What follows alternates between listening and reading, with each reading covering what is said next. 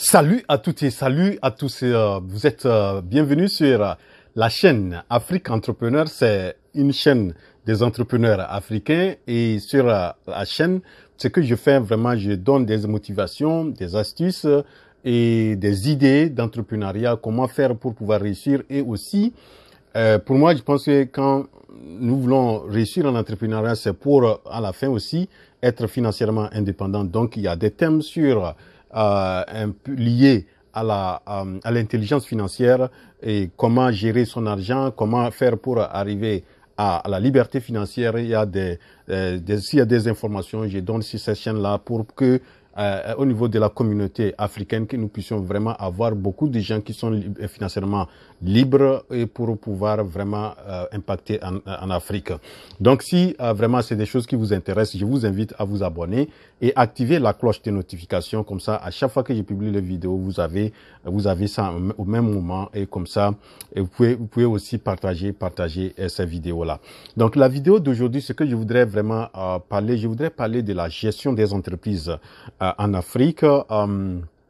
Il y a des cas que je rencontre et aussi des exemples par-ci, par-là, que les expériences que les entrepreneurs vivent, surtout ceux qui ont des entreprises à distance, tout ça là. Donc, il y a beaucoup de choses qui se passent et finalement, j'ai voulu faire une vidéo sur ça pour voir quel type de système de gestion des ressources humaines est très capital pour pouvoir bien réussir en Afrique, ou bien la meilleure gestion des ressources humaines la plus appropriée pour le cas spécifique de l'Afrique, ou bien comment vraiment on peut bien faire pour que on ait des gens qui sont dans l'entreprise et qui se vouent vraiment à la vision de l'entreprise et qui sont vraiment destinés, qui veulent aussi que l'entreprise arrive à avoir sa vision.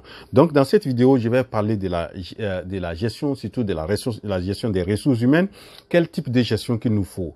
Et mes expériences avec les entreprises aussi que j'ai, et de part et d'autre, les expériences que je rencontre, je vois les gens qui rencontrent aussi.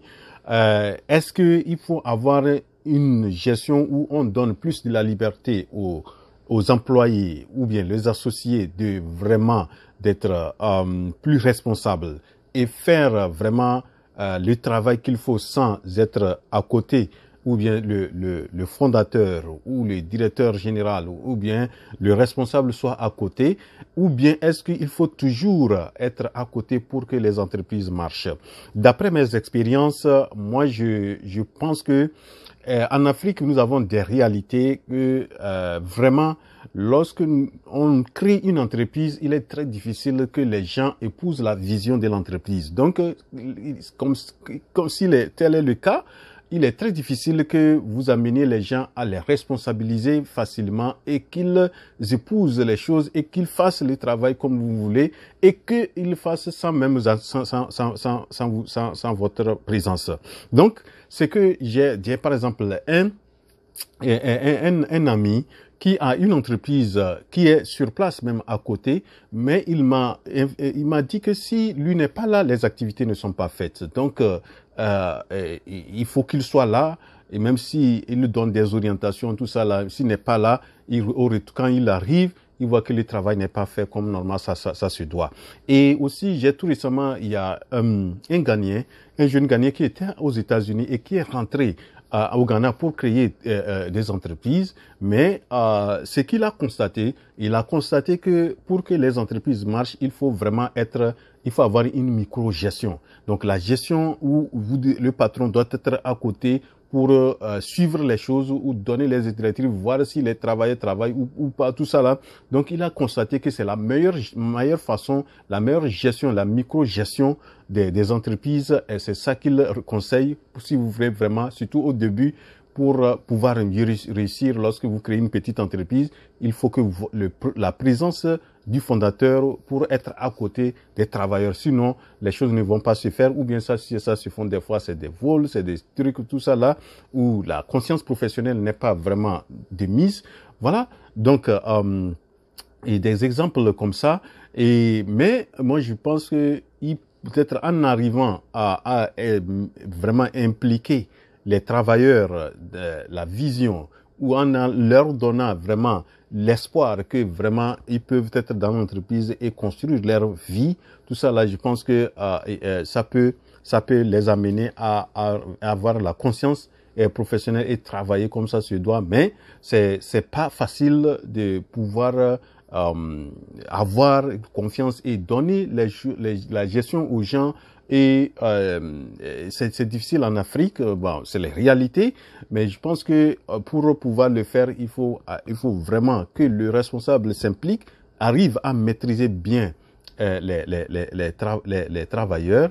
Et une fois qu'il arrive, il va détecter, vous allez détecter, voir parmi ceux qui sont travailleurs ou qui sont des associés, voir qui sont les gens qui ont l'amour, ou bien la passion, ou bien la vision, qui ont bien compris la vision de l'entreprise, qui peuvent vraiment chose. Donc c'est avec eux peut-être que vous pouvez vraiment avoir la responsabilité, vous donner, confier les responsabilités, parce que il ne sert à rien de confier une responsabilité à quelqu'un qui n'a même pas son cœur dans l'entreprise. Vous voyez? Donc, c'est des réalités. Donc, le type de gestion qu'il faut, surtout que si vous allez gérer à distance, il faut qu'il y ait une micro-gestion. Vous devrez suivre de près comment les choses se passent, que ce soit l'arrivée des travailleurs, la présence des travailleurs, comment ils travaillent, est-ce que les tâches qui sont confiées sont exécutées quand ça se doit. Il faut vraiment être tout près, sinon vraiment les choses ne seront pas faites comme ça se doit. Mais je pense qu'il y a on ne peut pas généraliser ça, mais je pense que du fait que les choses, beaucoup de gens vivent ces réalités-là, ce qui amène que moi, je suis vraiment à penser, ça me pense vraiment d'aller vers la micro-gestion, parce que il est difficile si vous avez déjà engagé l'argent, vous avez investi de l'argent. Donc, si les employés ne s'y investissent pas ou ne poussent pas la vision, vous allez voir que ça ne peut pas marcher et vous allez perdre et ils peuvent se retrouver ailleurs pour aller travailler. Vous voyez, donc, c'est des réalités qu'il faut se maîtriser. Donc, voilà ce que j'ai voulu présenter dans cette vidéo. Je pense que le type de gestion qu'il faut, c'est à vous aussi de voir si vous avez des gens, des associés qui sont très bons. Vous pouvez leur donner les responsabilités. Si tel n'est pas le cas, il faut vraiment une micro-gestion. Il faut suivre de près, sinon on va bousiller votre entreprise et vous allez sortir très perdant. Voilà donc ce que j'ai voulu présenter dans cette vidéo. J'espère que vous avez aussi des opinions par rapport à ça. Et si oui, vous pouvez laisser ça dans les commentaires. Qu'est-ce que vous en pensez? Et peut-être que vous avez aussi des solutions à proposer. Donc n'hésitez pas à faire des commentaires. Et aussi, si vous avez aimé la vidéo, cliquez sur la touche j'aime et partagez la vidéo. On se retrouve à la prochaine.